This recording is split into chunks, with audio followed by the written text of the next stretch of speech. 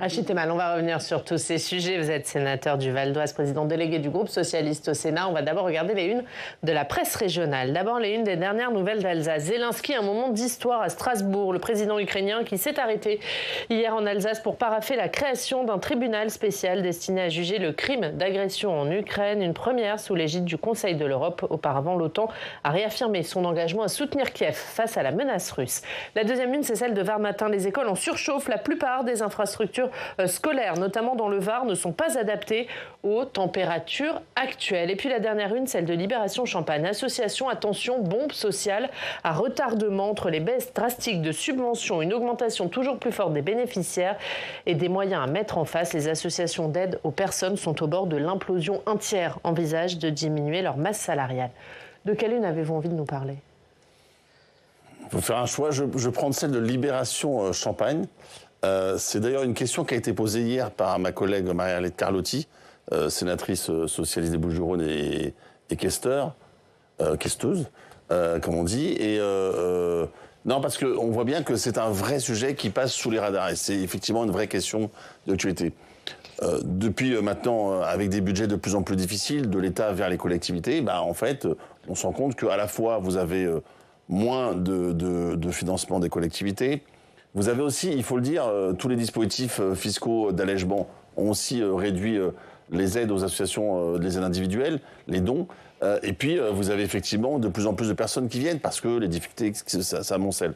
Et donc, vous avez effectivement, c'est une bombe à retardement, je crois, qui est vraie. À la fois parce que si le tissu associatif en France, c'est une vraie richesse, c'est une histoire, la loi de 1901, donc plus de 2 siècles. Bon.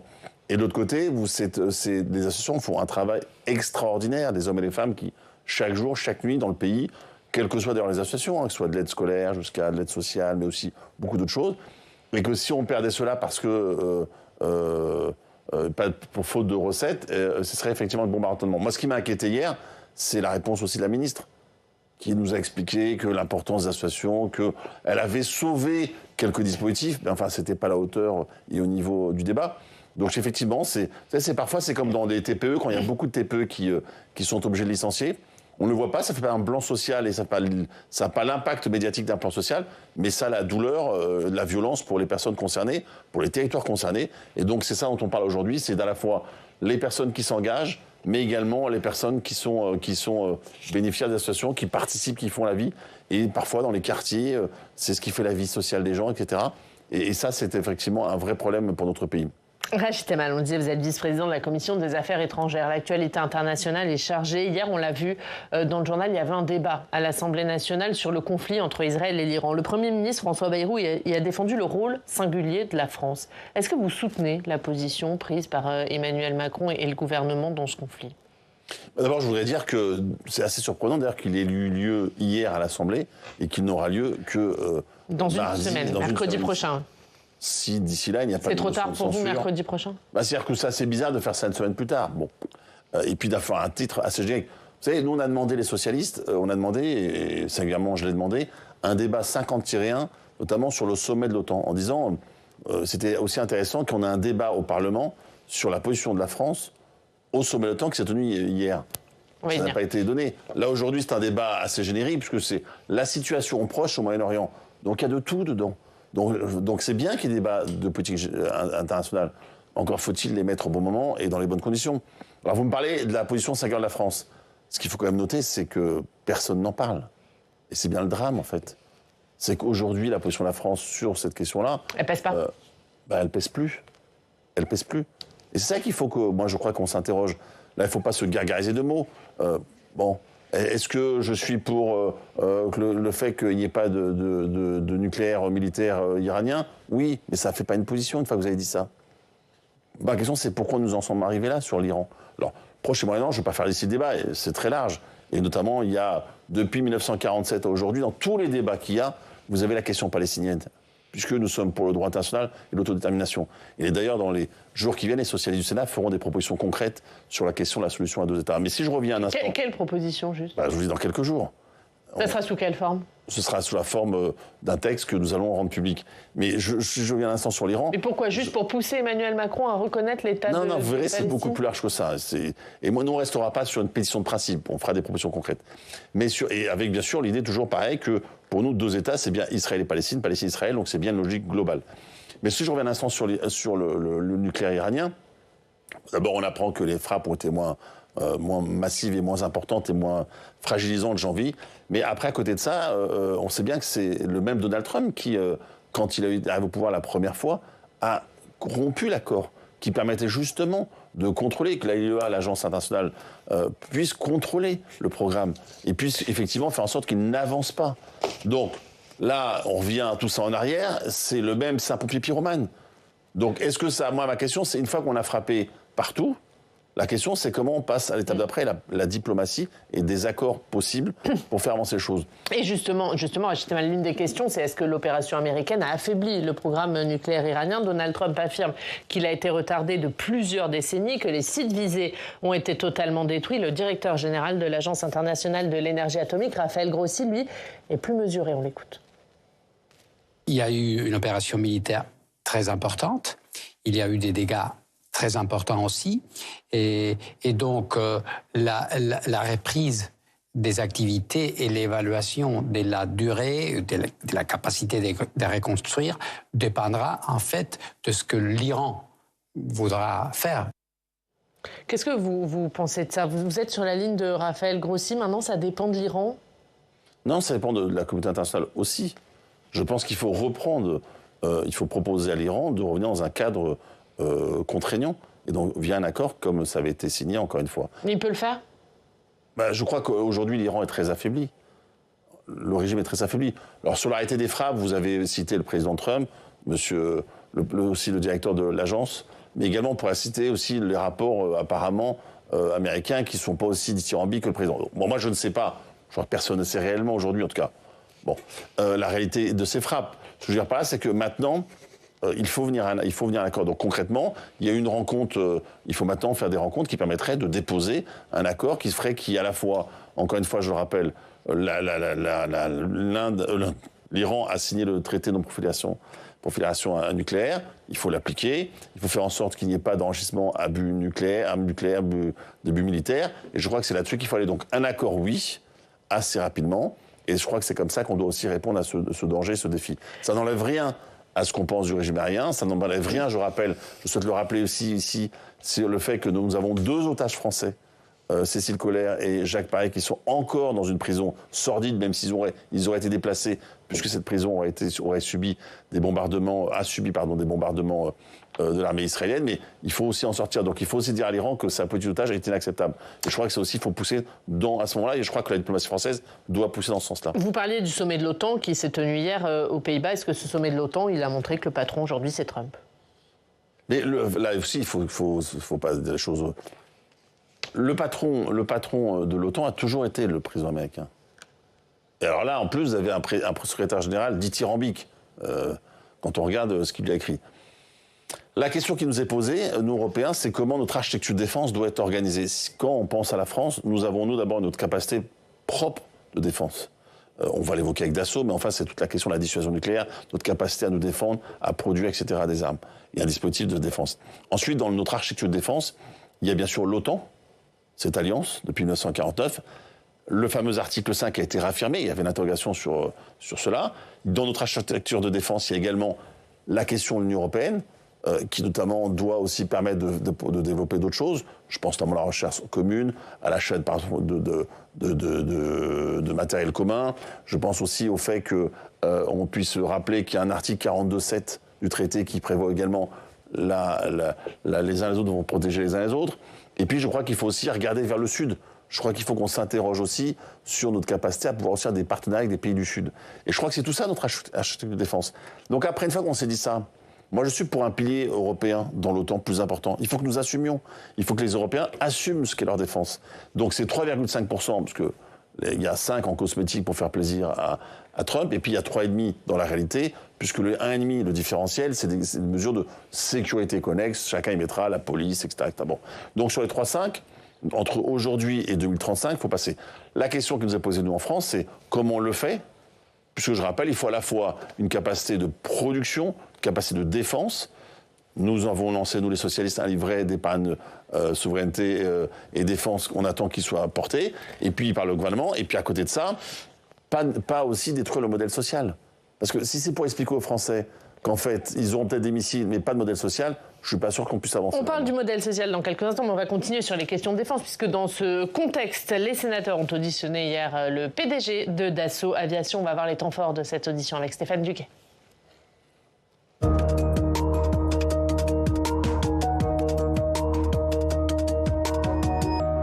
Bonjour Stéphane. Bonjour Oriane, bonjour Rachid Temal. Stéphane, les sénateurs qui ont reçu hier Éric Trappier, le PDG de Dassault Aviation, dans un contexte, on l'a dit, international très particulier. Ouais, il a été auditionné par les sénateurs de deux commissions, la commission des affaires économiques et la commission des affaires étrangères et de la défense, dont vous êtes membre, Rachid Temal. Une audition pour mieux comprendre où en est Dassault Aviation dans sa production civile et militaire et comment il se situe dans la base industrielle et technologique de défense, la BITD. Et le groupe Dassault Aviation est en bonne santé. Le groupe a vu son chiffre d'affaires augmenter de 30% entre 2023 et 2024. Il est passé de 4 milliards 800 millions d'euros à 6 milliards 200 millions d'euros et cela ne devrait pas diminuer, même si le PDG a insisté sur le contexte international instable, on en a parlé, avec les conflits en Ukraine, en Iran, en Israël. Il a aussi insisté sur la guerre commerciale menée par Donald Trump et sur la situation instable, situation politique en France. Alors, où en est Dassault Aviation dans sa production de Rafale, l'avion emblématique du groupe? Ouais, alors pour l'instant, la production tourne à plein régime, avec 533 Rafales vendus, dont 323 destinés à l'exportation. Écoutez Éric Trappier, le PDG de Dassault Aviation. Plus de 200 Rafales ont été commandés par la France. Il nous en reste pas mal à livrer. Donc on a ce qu'on appelle un carnet rempli, vous l'avez aussi cité. Donc on a à peu près encore autour de 250 avions à livrer, 246 pour être précis. Donc ça nous donne une charge de travail compte tenu de cette montée en puissance pour les 5 à 7 ans à venir. Un carnet de commandes qui est donc bien rempli, à tel point que si, comme le suggérait Sébastien Lecornu, le ministre des Armées, dans Le Parisien en février, si la France commandait 20 à 30 Rafales de plus que ceux qui étaient prévus pour être plus efficace en opération, eh bien, il y aurait des délais. Ce sera extrêmement difficile puisque, entre-temps, on a pris des engagements vis-à-vis d'un certain nombre de pays étrangers en totale coordination et accord avec l'État. Donc aujourd'hui, malgré cette montée en puissance, on peut évidemment, et on serait très heureux d'augmenter le nombre d'avions à fournir aux armées françaises, mais il y a un certain délai pour le faire. Un avion, ça se fabrique en 3 ans et demi. Et Stéphane, le PDG, il a aussi indiqué les pistes d'amélioration de ces avions de combat à court terme. À court terme qu'il fixe, lui, à 10 ans. Éric Trappier explique que produire un nouvel avion comme le Rafale serait beaucoup trop long. Ça prendrait au moins 20 ans. Alors la solution, c'est d'équiper les Rafales actuels de drones. On peut accélérer avec un drone accompagnateur de Rafale qui, lui, dans la mission opérationnelle, fera d'une certaine manière toutes les missions que fait un Rafale, pourra l'accompagner et surtout l'éclairer. L'éclairer, ça veut dire quoi ? Ça veut dire que comme il est furtif, c'est lui qui va se frotter aux défenses ennemies dont je vous parlais tout à l'heure, qu'elles soient aériennes ou solaires, parce que justement il est totalement furtif. Il est capable d'emmener des emports, donc lui il aura l'effet de surprise. Et les Rafales seront un petit peu derrière. Et un dernier mot, parce qu'Éric Trappier, il a évoqué la concurrence internationale et il a plaidé pour une préférence européenne en matière de défense. Oui, c'est un combat qu'il mène de longue date, le patron de Dassault Aviation. Convaincre les États européens d'acheter des avions de combat français, européens, plutôt que des avions de combat américains, des Rafales plutôt que des F-35. Des pays comme l'Allemagne, la Belgique, l'Italie ou encore le Danemark ont commandé depuis un an plusieurs dizaines de ces modèles d'avions américains. Et ça, Éric Trappier le déplore. Je pense qu'il vaudrait mieux avoir moins d'argent de la Commission européenne, mais mieux ciblé. Si vous mettez moins d'argent, mais vous faites du 100% européen, vous allez vers la préférence européenne. Mais si on vote, je crois qu'il y a plus de pays en Europe qui préfèrent rester américains que de pays qui veulent une autonomie européenne. Parce qu'ils ont peur. Je veux dire, je ne les juge pas. Je suis dans le constat. Rachid Temal, vous êtes vice-président de la Commission des Affaires étrangères et de la Défense ici au Sénat. Est-ce qu'il a raison, Éric Trappier, de demander des investissements européens ciblés à 100% sur des entreprises européennes en matière de défense ? Il a raison de le demander. D'ailleurs, il y a un dispositif au niveau européen où on demande qu'il y ait plus d'au moins 70% de matériel et de production européenne. Et d'ailleurs, dans la déclaration d'hier, moi, ce qui m'inquiétait, je crois que c'est le point 3 de la déclaration minimaliste du sommet de l'OTAN, il y a justement un point sur on va favoriser la capacité de vendre de part et d'autre. Et donc, de fait, c'est vrai que ça va, on va se le dire, favoriser aussi beaucoup les Américains, avec notamment le F-35. Donc, notre sujet aussi, c'est de dire comment, dans cette affaire-là, il y a plusieurs éléments, mais au moins 2 principaux. Pourquoi beaucoup achètent américains? Parce qu'ils ont plus confiance aux Américains pour les défendre que quiconque autre. Bon, donc ce qui pose la question quand même de comment les Européens prennent conscience de ce qu'ils sont et comment on peut, notamment, c'est la question de la dissuasion nucléaire et autres. Bon, ça c'est un premier niveau. Il y a un deuxième niveau, c'est aussi une capacité de production. Et je rappelle que les Américains aujourd'hui sont également incapables de fournir suffisamment, je pense notamment sur la question de la marine ou de l'aérien, toutes les commandes.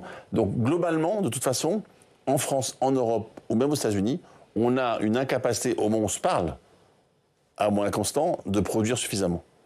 Donc ça, c'est un autre défi. C'est pour ça que j'entends beaucoup de gens dire Yaka, Faucon, etc. dans ce domaine-là. C'est un peu plus compliqué, un peu plus subtil.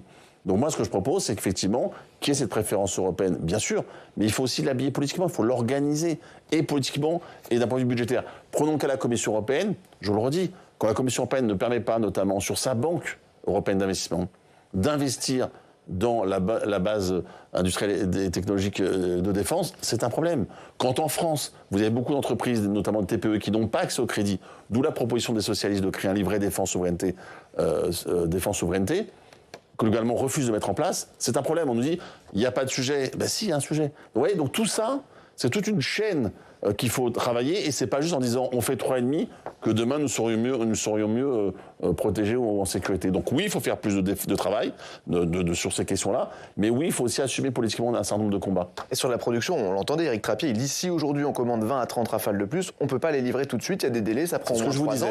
Est-ce que c'est inquiétant ça ? Mais parce que, là encore une fois, je ne sais pas si c'est inquiétant. En tout cas, aujourd'hui, on a une capacité de défense qui existe. On ne peut dire aux téléspectateurs qu'on l'a pas. On est le seul pays européen à une capacité globale, totale, d'une armée globale. Bon, moi j'étais aussi rapporteur ici de la nouvelle revue nationale stratégique, qui verra ce qu'on fera sur la loi de programmation militaire. C'est comment on organise nos dépenses et notre capacité de production. Et ça, c'est un débat qu'on doit avoir devant nous. Mais il faut l'avoir en étant honnête sur ce qu'on sait faire et ce qu'il faudrait faire. Et pas juste des slogans que les uns et les autres se balancent à la figure. Et moi, je suis prêt à un vrai débat là-dessus. J'espère qu'on aura d'autres débats au Parlement sur ces questions-là. Merci Stéphane. Merci beaucoup. On se retrouve tout à l'heure pour parler des divisions dans le socle commun. Et ce sera à suivre. Vous parlez du modèle social, Rachid Temal. François Bayrou va s'exprimer à 17h. Est-ce que vous pensez qu'il va faire aboutir ce conclave sur les retraites? Moi, j'ai le sentiment qu'il cherche plus à sauver son poste qu'à sauver les retraites françaises. François Bayrou a pris des engagements. Je crois qu'en politique, c'est pas neutre. Il a dit, quoi qu'il arrive, je mettrai le résultat, accord ou non accord, au Parlement. Et depuis, il ne veut le dire. D'ailleurs, il dit même l'inverse. Donc, effectivement, quand il manque à sa parole, on doit nous y répondre. Et quand hier, il est incapable de dire que c'est un échec, puisqu'il n'y a pas d'accord, en nous expliquant que non, mais finalement, vous allez voir ce que vous allez voir. Tout ça ne semble pas très sérieux. Je veux dire, il y a eu des travaux assez poussés, et on voit bien qu'aujourd'hui, le MEDEF ne veut rien. Parce que nous dire on va faire de la pénibilité, le MEDEF dit, et le CGPME dit on va faire plus de prévention, c'est une bonne chose. Mais le problème, c'est pas la prévention, c'est ces hommes et ces femmes qui sont cassés physiquement, moralement, physiquement, et qui à 55 ans, 60 ans, ne peuvent plus travailler. Et puis il y a aussi une grande hypocrisie, je terminerai par là. Regardez le nombre de Français qui à 60 ans, 62 ans, 63 ans, 64 ans sont encore dans l'emploi. Ils sont minoritaires. Et c'est donc le même MEDEF qui nous dit travailler jusqu'à 66 ans, 67 ans, et c'est le même MEDEF qui, de l'autre côté, licencie toutes ces personnes-là. Donc ça ne peut pas être ce modèle-là qu'on propose à nos aînés. Le PS va déposer une motion de censure. Le RN a dit qu'il ne la voterait pas, il se réserve pour le budget. Quel est l'intérêt, du coup ? L'intérêt, c'est d'abord de dire que, à partir du moment où nous avons pris un engagement avec le Premier ministre sur cette discussion, puis ce vote au Parlement, nous tenons notre parole contrairement au Premier ministre. Ça, c'est le premier point. Deuxième point, ça met à mal l'hypocrisie du RN, qui fait des grandes déclarations sur la retraite, et quand on lui dit alors, on y va, il a piscine ou aquaponie.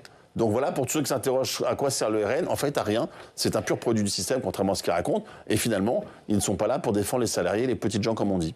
Allez, comme ils disent. On va terminer par l'actualité dans votre région. On va retrouver Jacques Paquier. Bonjour Jacques. Alors, je rappelle que le Dassault est également dans le Val d'Oise. Je ne l'ai pas dit tout à l'heure. Exactement. Jacques Paquier, directeur de la rédaction du journal du Grand Paris. On va parler du Grand Paris Express. Pour commencer, avec vous Jacques. Oui, j'aurais voulu savoir, Monsieur Temal, vous avez rejoint récemment un comité de soutien à la ligne 19 du Grand Paris Express, qui est une ligne qui n'était pas prévue au départ. Le Grand Paris Express, c'est 4 lignes, la 15, la 16, la 17 et la 18.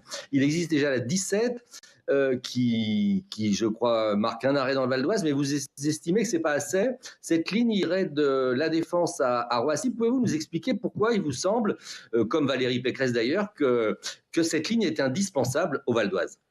D'abord, vous avez raison de le rappeler, sur les 68 arrêts du Grand Paris, un seul arrêt concerne le Val d'Oise. Et les Val-d'Oisiens payent comme tous les autres, que ce soit les individus comme les entreprises. Donc là, il y a effectivement un problème d'égalité. Donc on a un petit bout, bon, très bien. Et nous considérons qu'un de nos problèmes que nous avons, c'est les tangentiels. C'est-à-dire qu'aujourd'hui, tout va de Paris vers les départements. Et il y a aussi ce côté latéral, j'ai envie de dire. Donc moi, j'ai rejoint, en fait, ça fait longtemps que je soutiens cette initiative-là. Et donc l'idée, ce serait qu'on puisse avoir comme ça plusieurs pôles qui soient rétablis. Donc de La Défense, qui est un quartier d'affaires, jusqu'à Roissy, donc qui a besoin de mouvement. Au milieu de ça, vous avez une grande ville, la première du département et la quatrième de la région, qui s'appelle Argenteuil. Et ensuite, on continuerait dans le centre du Val d'Oise. Et là, il y aurait moi, je plaide et nous plaidons pour qu'il y ait 2 branches. Une branche qui est effectivement via Villy-le-Bel, Sarcelles, qui irait rejoindre la ligne 17. Donc on aurait là la jonction avec la ligne 17 qui remonterait. Et puis de l'autre côté, on a un projet énorme qui s'appelle Agoralim. Je ne sais pas si vous connaissez cela. C'est le Rungis, version bio, moderne, etc., qui serait implanté dans le Nord. Et donc on doit beaucoup de ça, bien sûr, au PDG de Rungis, qu'on ne présente plus. Et puis aussi au maire de Goussainville, Abdelaziz Hamida. Et donc, un projet que je soutiens, c'est d'avoir un Rungis du Nord, ce qui d'ailleurs permettrait d'avoir moins de véhicules en mouvement, et puis une meilleure qualité de nourriture pour les habitants du Nord du Val d'Oise et des emplois. Donc c'est pour ça que ça permettrait, vous voyez, d'avoir un projet structurant qui s'appelle Agoralim, beaucoup de villes que j'ai citées avec des habitants qui aujourd'hui sont en peine de transport, parce que je rappelle que le Val d'Oise est le grand oublié des transports, contrairement aux propos de Mme Valérie Pécresse. Depuis qu'elle est là, il n'y a rien. Donc nous, ce que nous disons, oui à la ligne 19, oui à la ligne 17, mais également tout le train du quotidien, puisque je pourrais vous parler du T11, je pourrais vous parler du T13, et de l'ensemble du train du quotidien qu'il faut améliorer. Donc voilà, nous souhaitons juste, nous, que le Val d'Oise devienne au niveau normal quand on regarde les autres départements du département d'Île-de-France. Autre sujet, autre question, Jacques, c'est une question sur le budget de la région Île-de-France. Oui, j'allais vous demander si vous aviez bon espoir que cette ligne voit le jour dans le contexte budgétaire actuel, national, mais aussi local. J'aurais voulu avoir votre appréciation du budget supplémentaire que vient d'adopter la région. Vous êtes aussi conseiller régional.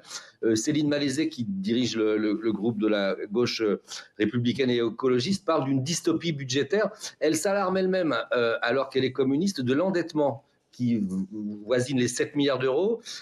Et elle estime que le budget supplémentaire n'est pas du tout à la hauteur. Elle parle de sparadrap sur une jambe de bois. Est-ce que vous avez la même sévérité et est-ce que vous inquiétez en particulier de l'absence de financement du logement social par la région ?